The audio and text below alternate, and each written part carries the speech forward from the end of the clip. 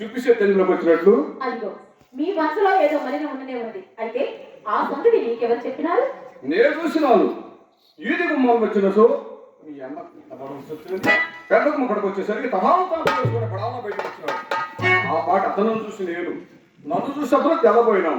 అతనికి అనుమానం కలుపుకుంటే కోడికి మనసు కొంచెం దూరం సాగలింపు వచ్చినాను. కొంత దూరం వెంట వెళ్ళారు కదా, ఎదురు ఎత్తెత్తురా అని అతను అడగకపోతురా? అడిగేవాడిని. అంతలో ఒక బాల్య మిత్రుడు పడి బహుకాల సమయంలో కృష్ణ ప్రసంగులేసిన అంత అడగటానికి అవకాశం లేకపోయినది. అట్లయినను నేను చెప్పిన నాలుగు ఇప్పుడు మేడమును గురించి మాట్లాడుటకై మా అమ్మ అతనిని మేడ కడిగి వెంట పెట్టుకుని వచ్చినది. ఇంటికి వచ్చిన వారికి మర్యాద చేయటం మన ధర్మం కనుక కూర్చోటాన్ని కుర్చీ వేసి తాంబూలం ఇచ్చి తిని ఇంతలో అతను ఏమి చేసినా తెలిసిన ఉదయమని కాస్త విడిచిపెట్టి అధిక ప్రసంగంలో మొదలు పెట్టిన.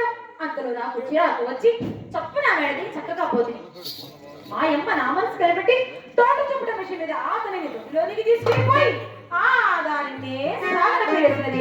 ఏమండి, మీరు నమ్ముడు నమ్మకపోండు, నడిచిన సంగతి మాత్రం ఇది చేస్తుమా? నేను నమ్మడం కూడా నిర్మూలమైపోను. ఏదో హాస్యం కదా మాట అంత అవసరం ఎందుకు? నీవు నాతో నలుసంత అబద్ధమని నా నమ్మకం. ఏమండి, నేను మీతోడనే కాదు ఎవరితో అబద్ధమలాడను. చిత్తామని ఈ కులంలో పుట్టవలసినది కాదు అని చిన్నలో పెద్దలు శ్లాఘించడం ఇదే కదా కారణము. సందేహమేమి?